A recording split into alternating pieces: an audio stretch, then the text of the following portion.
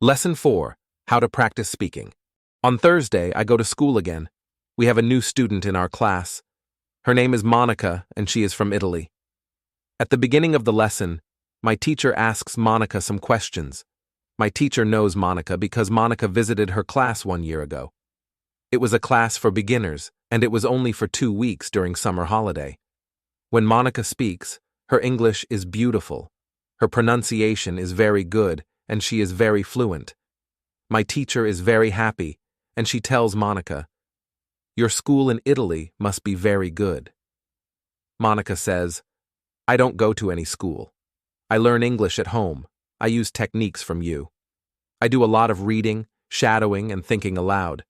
I try to think more in English than in Italian. This is how I work on my English. The 2 weeks which I spent last summer at your class helped me a lot. You showed me the way. I know how to work on my English every day. This is why I wanted to go to your class again, because 1 year ago, I was a beginner, and now I can speak English. I want to learn from you again." My teacher is very happy when she hears these words. She thanks Monica for her hard work. It is all very interesting for me. I already know about reading. I also know the shadowing technique. But Monica also speaks about thinking aloud. I don't know what it is. So I ask our teacher, "What is thinking aloud?" Our teacher says, "It is a very effective technique. You have to have a strong motivation to learn English if you want to benefit from this technique. It's also good to know that, for some people, this technique might seem a little crazy. But when you start thinking aloud, your English can improve very quickly." I say, "I have a strong motivation. I don't care if the technique is crazy. If it helps, I want to learn it. Can you teach us this technique?" Okay, it is actually very simple. You think in your native language all day every day. It is normal. Now you can start to think in English, and when you start thinking in English, you can then think aloud. You simply say out loud what you're thinking. That's all. I say, "It's very simple. But why is it so effective?" Our teacher says, "Maybe you can ask Monica. She uses this technique. Maybe she can tell you more about this technique." Then our teacher asks Monica if it is okay for her to speak about her experience with thinking aloud. It is no problem for Monica. She says, "When I started with this technique, it wasn't easy. I started with very simple sentences. For example, I can speak English. It is good that I can speak English. I want to be better. I need to practice every day. I don't know many words.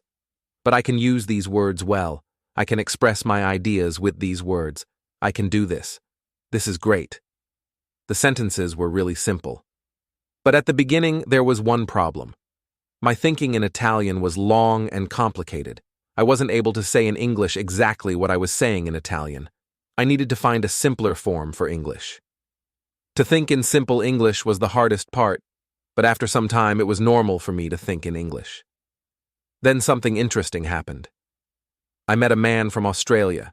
He was on holiday in Italy. I was still a beginner, but we started to speak English. I could see that I was able to speak with him without big problems. My sentences were simple and short, but I was able to speak. I didn't translate in my head from Italian to English. After the meeting with the man from Australia, I started to use thinking aloud more. This technique helped me a lot with my speaking. I still use it every day. It is really a very effective technique. Our teacher thanks Monica for her experience with thinking aloud. I want to use this technique because I also want to be better at speaking. When you want to speak English fluently, think aloud. Lesson 5. How to learn grammar. After school, I go to the cafe where my job training starts. I don't know what to expect. I have no experience. I am not sure if I can do this job. When I come to the cafe, I am very surprised. It is a modern cafe which sells coffee, tea, and also chocolate cakes and sandwiches. And my boss is only 25 years old. She started to work at the cafe more than 2 years ago. She has a lot of experience, and she knows everything perfectly. She shows me how to prepare coffee, wash the dishes, and deal with customers. It's all new to me. I only remember about 20% of what she tells me. But then she lets me do the work and she corrects me when I make a mistake.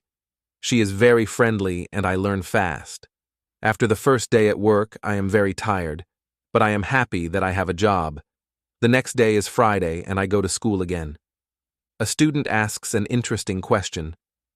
Sometimes when I speak, I'm not sure if I'm speaking correctly. I'm not sure if I'm using the correct grammar. Can you help me understand what to do if I want to learn grammar?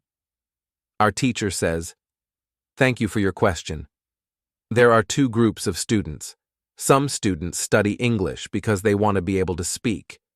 Some students study English because they want to pass an exam. For each group, the situation is different. First, I will speak about the students who need English for speaking. If this is you, you don't have to study grammar a lot. When you learnt your native language, you also learnt it without studying grammar. You can learn English grammar naturally by using the language. The best way to learn grammar naturally is by reading a lot. Books are written in good grammar. When you read, you will learn grammar in the context of the whole sentence. I also recommend shadowing. When you do shadowing, you practice the correct grammar, you do it naturally. You don't have to try to remember anything. You only copy sentences with correct grammar. If you need English for speaking but also want to study grammar, you can visit www.grammarinlevels.com. This website shows what grammar is important for the different levels of English. You can find the most important grammar rules for speaking there. The second group of students are those who study English for passing an exam. If you are one of these students, I recommend studying specifically for this exam. It can take the versions of this exam from the past years if it is possible and train with them. Of course, your exam will be a little different, but the structure is usually the same or very similar. From my point of view, the versions of the exam from the past years are good training materials. Then I recommend going to the exam only when your results in the training materials are such that you can pass the exam successfully. Did I answer your question? Yes, thank you, says the student. This is good news. I don't like studying grammar. I learn English because I want to be able to speak. I don't need to pass any exam. I am happy that I don't have to study grammar much. I like reading, and I am happy that I can learn grammar by reading books. After the lesson, I go to the website, www.grammarinlevels.com. It is really a nice website. There are grammar rules with examples for each level. They have 3 levels. These levels are 1,000, 2,000, and 3,000 words. In the afternoon, I go to work. It's my second day, and I can already do a lot of things on my own. But my boss helps me when I need it. I see that my work is not very difficult. Also, I can practice English when I speak to our customers. When you want to have good grammar, read a lot. Lesson 6. How to test your English. It is Monday again, and I go to my school. Our teacher asks us what we did at the weekend. I say that I was at work on Saturday. I say that I can already do my work well. I say that I am happy when I can speak to our customers. When I speak, one of the girls in the class asks me, "What happened to your voice? You sound very different from what we heard last week. Your pronunciation is very good." I smile, and I say, "Thank you. I used shadowing on Saturday evening after my work and the whole Sunday. I tried to speak like a native speaker. I know that it is not perfect, but I also see a big change in my pronunciation." Our teacher asks if other students tried to practice shadowing. 3 students say yes. One of them is a student from South Korea. He also likes this technique. One student says that she tried the technique but her mouth was in pain after 5 minutes of shadowing and she stopped. She also says that she wasn't always able to repeat everything because the recording was very fast for her. Our teacher says, "Thank you for trying out this technique. If you do shadowing for the first time and your mouth is in pain after 5 minutes, you do it correctly. You need to train your muscles to this new way of speaking. It is like going to the gym for the first time. Your muscles can hurt if they are not trained. If the muscles in our mouth hurt, you can take a break after 5 minutes of shadowing, and you can continue a bit later. With every 5 minutes of practice, your pronunciation is better. Shadowing has also other advantages. You practice the correct pronunciation in English, and you also practice other things, for example, intonation, rhythm, and connecting words in whole sentences. I know that at the beginning, the recording can sometimes be very fast for you. If this happens, you can repeat only the first or the last word in the sentence. With practice, you will be able to repeat more. I say that it is true. On Saturday, when I first started shadowing, it was difficult for me. But by Sunday evening, it became easy to repeat what I heard. Then I have a question for our teacher. I tell her that I visited www.grammarinlevels.com. The website is interesting, but I'm not sure which level is right for me, because I don't know how many words I know. Our teacher asks other students if they know how many words they know in English. It is interesting to see that nobody knows. We know that we are intermediate students, but we don't know how many words we know. Our teacher says, there is a website for people who study foreign languages. You can do a test there. You can know how many words you know. The test has only 2 steps, and it is really simple. The name of the website is www.testlanguages.com. You can do the test every month, and you can see how much you improve during that month. If you want, you can now take your smartphones and go to that website and do the test. I am really interested in knowing how many words I know.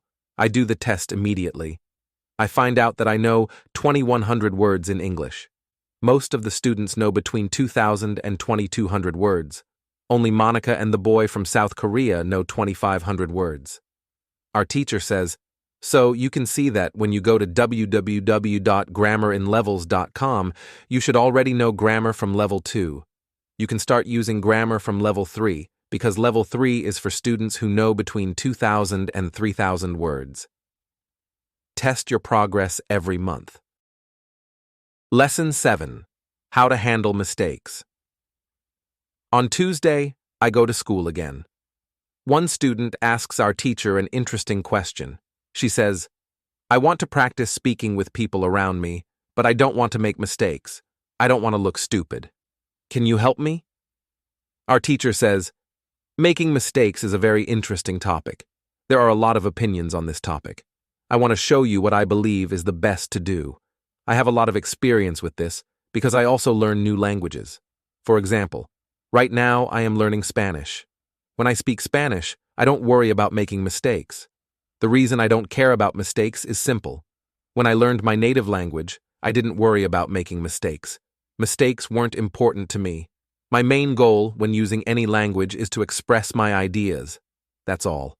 I believe that by reading a lot, speaking, and doing shadowing, my Spanish will keep improving. It may seem very simple, but that's my opinion. This is what I learned after many years of teaching and learning languages. It works very well for me and many of my students. When I speak, I only concentrate on speaking. At the moment, I know 1,500 words in Spanish. It is the level of a 2-year-old child. 2-year-old children make a lot of mistakes when they speak, but they don't care about their mistakes. They continue using their native language, and when they are 3 years old, they make very few mistakes. By the time they are 4, they usually speak very well. You can do the same.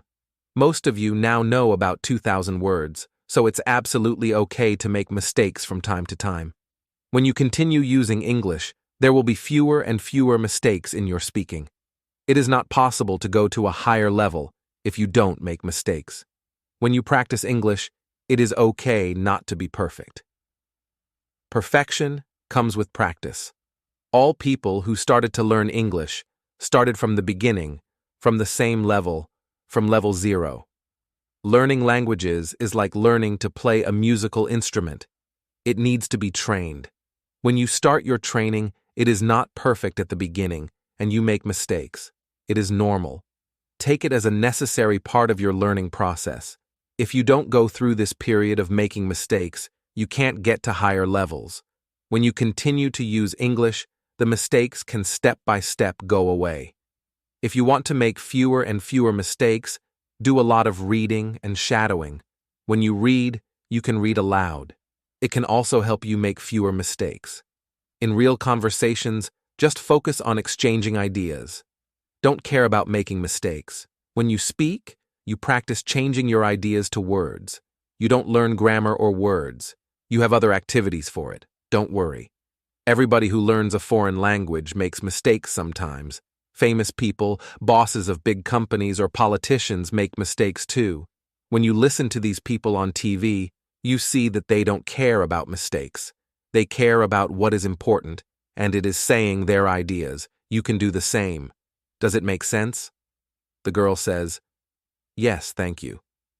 If you don't want to make mistakes, do a lot of reading and shadowing.